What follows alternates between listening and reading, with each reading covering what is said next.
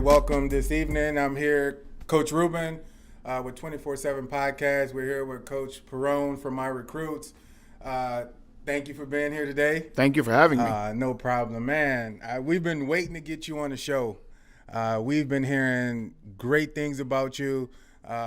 Here being located in the state of Arizona, we just have so many kids that we're connected to that when we ask them about, getting recruited or being placed or anything like that, they say, oh, I'm working with Coach Perone. Mm-hmm. So, I hear a lot of other people that's moving to the Valley that don't know who Coach Perone is or what My Recruits is. So before we kind of get started and get into the meat of everything, can you kind of introduce us, let us know, your background, My Recruits, how it started, kind of where it stands at? Yeah, I've been, in one way or another, I've been involved in the recruiting business for 20 years now.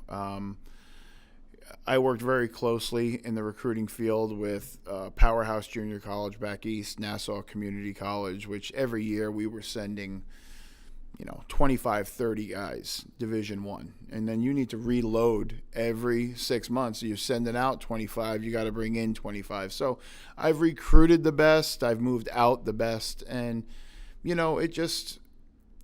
you learn a lot from all different coaches. I mean, I've worked around some of the best coaches, literally. I mean, and some of the best recruiters. And I'm not embarrassed to go to one of those guys and say, Larry Bluestein down in Florida is, in one way or another, the godfather of recruiting. He's a guy that really initially started telling people, hey, this is who you are, this is where you can play, and this is how to get there. So you take what you can from everybody. I mean, you're going to learn good things and you're going to learn bad things. I took the good things out of everyone over 20 years, and I said, hey, I got to take all of that now and put it together into one ball. And that's how My Recruits was born. I had a high school job here. I was coaching the offensive line. I was watching a head coach do nothing for the players on the team. And it's really a soft spot because the question is out there is it his responsibility? It's his responsibility to coach those kids. It's his responsibility to, make sure that they learn the game of football. Is it his responsibility to get recruited? Well, that's an age-old question that I don't know if we're ever going to answer, but we've developed a system where the head coach can be involved. The parent is involved, the player's involved, I'm involved, and you take all those little pieces, and we've gotten a really good pie as a result so far. Okay. So, and I have a lot of questions for you. So, first off, I see a lot of people around here and kids and stuff like that, and it's not to bash any company or anybody like that, but I have a lot of parents that always ask me a lot of times, is it okay for my kid to go to this camp? Is it okay if I go to this camp or that camp? What is your thoughts on that? When kids are going to these camps, they're testing their 40, their broad jump, different things like that. It's a 2 or 3 day camp. They're charging $200-$300 for it. From your opinion, your expertise, is that something that helps a kid when it comes to being recruited? Yes and no. I have a good friend of mine that's in that business, and they call it scouting, right? Mm-hmm. There are scouting combines. What they do is they hold these combines, and then they try to sell those lists to the schools. The days of the schools spending $10,000, $15,000 have come to an end. They might think it's still happening, but it's not, because we're offset with supply and demand, Coach. There's 10,000 spots and 40,000 kids fighting for them. So the schools don't really need – they're falling on their lap. Now, those scouting combines, this is the one thing parents and should ask themselves, and they'll be able to answer this question for themselves. There's two types of camps. One that benefits you as a player and one that benefits them as the person hosting the camp. Who is getting benefited in this one? If there's not something that you're going to benefit from this camp, then it's no good. And nobody should ever pay $150, $160, $180 to have to go to a camp or combine. You see these colleges hosting them, they're, $40, $50, $60. As that dollar starts to rise, the more questions you should ask about the camp. Okay. So is there a difference between a college hosting a camp and just some random organization hosting the camp? Absolutely. I mean, the best camp you can go to, okay, is a mega camp. You know, SMU had one this year. I mean, I personally knew 200 college coaches that were there. So the SMU camp, here you've got, 100 schools represented over 3 days. I've got one young man that's down in Georgia. He got 9 Division I offers just off of going to the SMU camp. You got to go there. You got to ball. They got to see you. The eye test, right? What does he look like? Film is great, but what does he look like? So there's so many different parts of this process now. You got to pass the eye test. You got to show the athleticism. That's where 7-on-7 has really come in. And I don't want to jump ahead, but it's really started to show athleticism. I mean, Derek English, a young man that I have that plays at Saguaro right now, I mean, we got him in, and he's a young sophomore, and he just ridiculous catch after ridiculous catch after ridiculous catch at the 7-on-7 level. And coaches are saying, are his ball skills that good? Send me more. And, there's so many different avenues that all lead to the same spot. And you got to really kind of put it all together. It's really not what it used to be, which is go out on the field, ball out, and it'll all fall into place. Because you got too many guys out here, especially in the state of Arizona, that are balling out. So you got to fight for it. All right. So with that, a lot of people before, and maybe I'm just, kind of ignorant to it, but I didn't hear too much about too many kids from Arizona getting recruited until I started hearing about my recruits. So I honestly think you had a lot to do with that. So I personally want to say thank you. As me living in Arizona now, I tell a lot of people a lot of times, man, Arizona have a lot of ballers.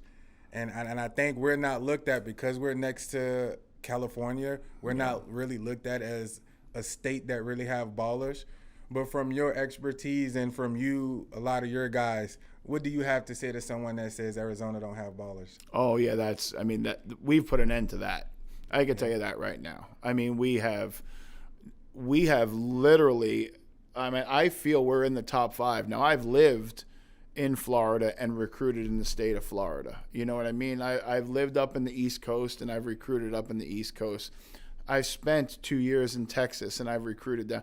So I've been around. I know this game. I'm tied into Georgia well. I've placed probably 2,000 kids out of schools in Georgia.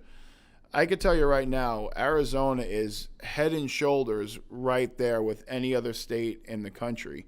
And just to touch base on, first I want to thank you for that, because I'm not in this for the gratitude. I'm not in this for, the pats on the back, but I get the opposite. And that's what really in this business is sad, is I get resistance from the 7-on-7 teams, the high school coaches, the media. 1 out of every 10 guys supports what I do. They actually go out there and they'll say, well, you shouldn't be charging a kid, to help him get recruited. You should do it for free. I work 7 days a week, 16 hours a day. Sometimes I'm upside down on weeks. My kids pay $12 a month to keep their website and my portal, which has got over 4,000 coaches in it. So we saw what was broken in this business, which is guys charging $2,000 and $3,000, and we fixed it. Do I make a living? Yeah, but it supports my family, and I'm not embarrassed to charge $12 or $13 or $100 to build a website and whatever my fees are, when everybody out there is doing the same thing. I'm getting criticized by these scouting companies that are selling lists for $25,000 to Cal or wherever in the Pac-12. But they're giving it away to the kid for free, right? And what they're giving away is the same thing that they've been doing for years. Fill this out, and I'll talk to you in 4 years. Okay? My guys, weekly appointments. 517 kids every week to 2 weeks. Get on the phone for 10 minutes. It's mandatory. If they don't, I'll message them and I'll tell them, hey, you're falling behind. You need to get on the phone. We have stuff to go over. It's the personal touch that me and my recruits adds that's always going to keep us number one, because nobody can do it. Okay. So when that negativity comes, and I can speak too as being out in the sports world here in Arizona, I see a lot of it maybe from the media, but as me having so many connections with a lot of kids, I've never heard a kid personally say they got screwed by my recruits. You won't. And I'm not saying that because you're sitting here. Yep. Honestly, I have a team, Team 24, we're a travel team. We go to a lot of the big tournaments and things like that. I have a lot of kids that was actually had your services. And every time I talk to them, I'll be honest, hey, man, why did you sign up for my recruits, Lord? What's going on? Well, Coach, I was having trouble doing this and that. Hey, I reached out to him, and then now he started contacting me. I started getting this. I started getting that. So I'm like, okay, well, cool. So at that point, I'm like, he's helping me. So at the end of the day, it's about the kid. And if the kid is getting what they want and the kid's happy, I have nothing against it. And I'm only as good as my product. And that's what I start the conversation off with. I mean, I'm not a miracle worker. I can't take a 5'10", 210-pound guard and, get him into ASU. It's never going to happen. But I can tell that 5'10", 210-pound guard, maybe you should look in this direction. Maybe you should switch to this position. Maybe you should go to this trainer and see if that position's a good fit. And if it is a good fit, maybe these are two schools that I think you'd be a good fit. And then it all starts to fall into place. I mean, I believe something that a lot of people don't believe. I believe that if a young man wants to play college football, that he can. At any level, no matter what he brings to the table, there is a path for him to get into college and play football. Okay. So I don't want to keep you too long. I still have a whole bunch of questions. No, but you're good. A couple questions that I hear a lot, and you kind of mentioned it before. I hear a lot of people say 7-on-7 is not real football. I hear a lot of people tell their kids, oh, don't go play 7-on-7 football. You need to go to this camp. You need to go to this. 7-on-7, don't give out scholarships. Coaches don't look at that because that's not real football. So I'm asking you, I know you say you have over 500 coaches on your portal. 4,200. 4,200. So you directly have connections with them. 60 to 80 a day I talk to. So what do you say to a lot of, and I've even seen coaches say it, I really haven't seen any head coach, but I see a lot of assistant coaches, position coaches say 7-on-7 is not real football. What do you have to say to that? I can't imagine how many times you hear that. I hear it too. I could tell you what we do here.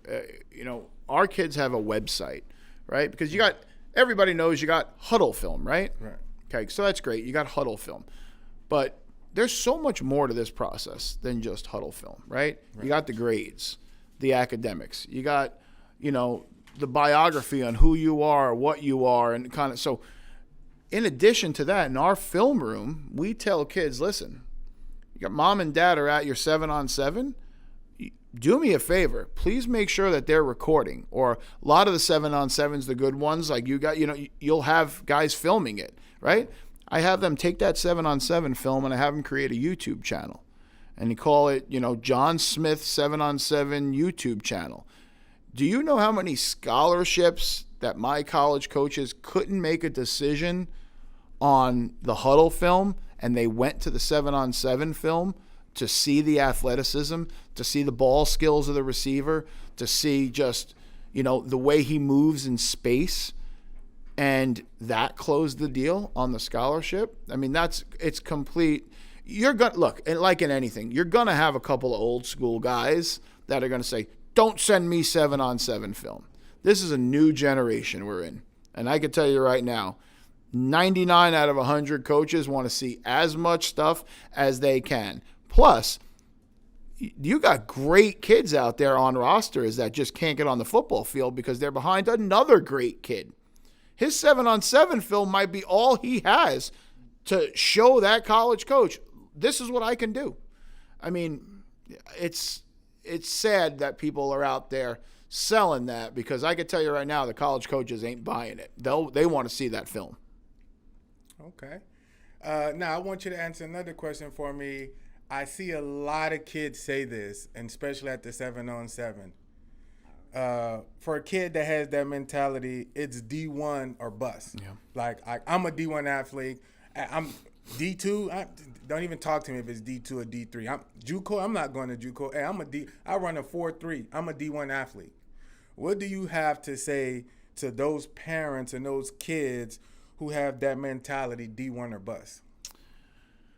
Well, you try not to crush dreams, and it's a real soft spot. But, the stats don't lie, okay?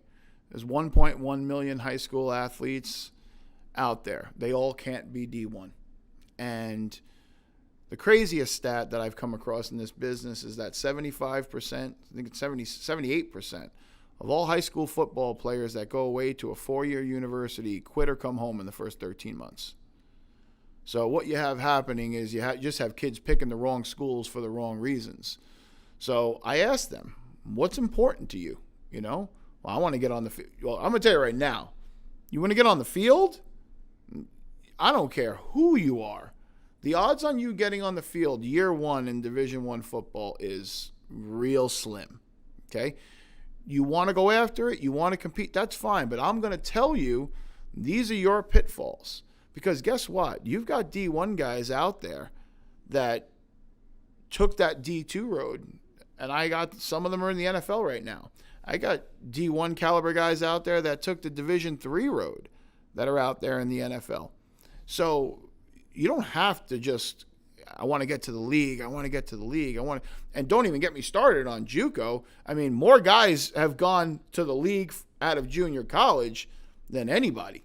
I mean, that's Aaron Rodgers, and we could sit here and just fire them off. I mean, at the end of the day, if you have a D1 or bust mentality, you're going to fail. I mean, it's just the reality of it. And it's law of averages. 1 out of every 100 is going to be able to turn around and say, see, I told you so.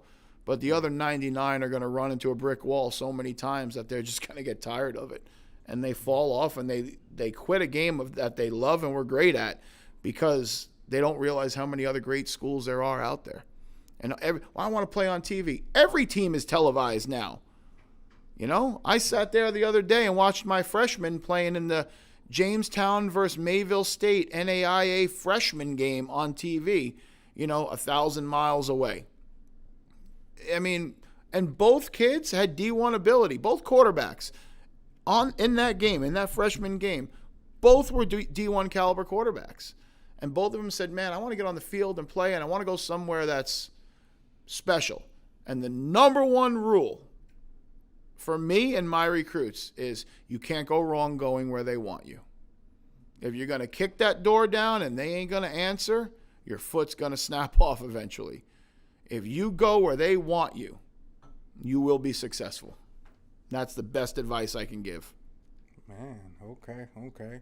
So as we wrap up, if I had a parent and a parent came to me and say, hey, Coach Ruben, I heard about this, my recruits, I think my kid is capable of playing at the next level. Hey, what can you tell me about my recruits? What should I tell them? You need to have thick skin. Because he's going to be as honest comes. He is going to tell you what's wrong with your son, what's right with your son, what you know, what you don't know, what you need to learn. I don't make everybody happy because a lot of people can't handle the truth. But I really wish we had the time, and I would show you the text messages. It is rewarding. I mean, I've been called every name, kicked out of house, had moms run out of the house crying, had dads try to fight me. Same people in 4 months are calling me, thanking me up and down, telling me I don't know where I would be without you road mapping what I believe is the craziest business out there right now. College football recruiting is literally the craziest business out there right now. Everybody knows everything about it when the reality of it is they really don't know nothing. And this is not something that's really good to say, but, a lot of these college coaches do it wrong. And it's amazing to these parents. Like they say, isn't that their job? Yeah. College coaches are recruiting you, coach. They're recruiting you, and you. And there's only one spot. And when they get that number one player, they don't even have the courtesy sometimes to pick up the phone and call player 2 and 3. They just stop answering. And that's where I try to bridge that gap. And I try to work with those coaches that are going to call them up and say, hey, listen, we like you. I just had it happen the other day.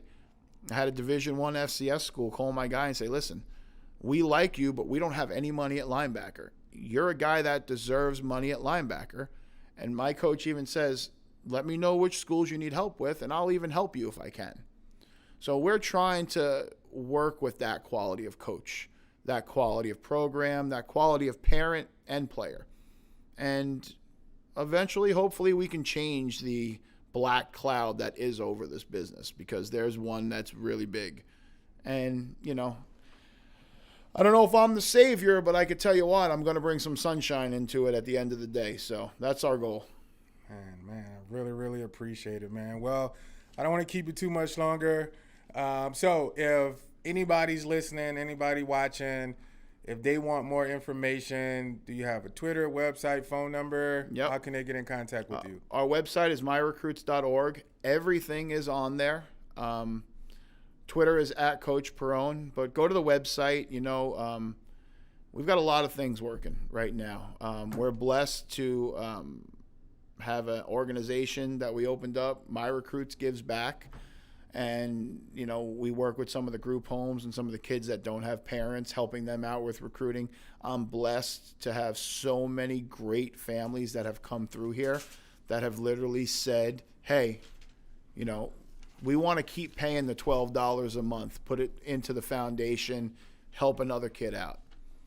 So we've got a free option on there, My Recruits Basic, which gives them, I have over an hour and a half of video, tells them how to set up their Twitter and different things. I give all of my players that sign up an NCAA database with every college coach in the country, every email of every college coach in the country, all the information on the school, all the information on the city that the school is in, all of the recruiting questionnaires. We really give them all the tools to be successful, And at the end of the day, these people, you think they don't, but they just crave honesty. And that's what this business has been missing for years. Oh, man, that's perfect. That's perfect. And I know we talked about it a little bit before. Don't you have a couple podcasts yourself? Yes. The My Recruit Show is out kind of once every 3 to 5 weeks. We usually do a high school coach, a college coach. We'll have a parent on the parents platform so we can get a parent perspective, a 2022 player, and an underclassman.